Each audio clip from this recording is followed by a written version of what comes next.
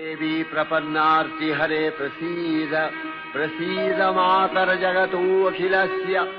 प्रसीद विश्वेश्वरी पाहि विश्वम् त्वमीश्वरी देवी चराचरस्य आधारभूता जगतस्त्वमेका महीस्वरूपेण यतः स्थितासि अपां स्वरूपस्थितया तवैतदप्यायते कृष्णम् अलङ्घ्य वीर्ये वैष्णवी शक्तिरनन्तवीर्या विश्वस्य बीजं परमासि माया सम्मोहितं देवि समस्तमेतत् त्वं वै प्रसन्ना भुवि मुक्तिहेतुः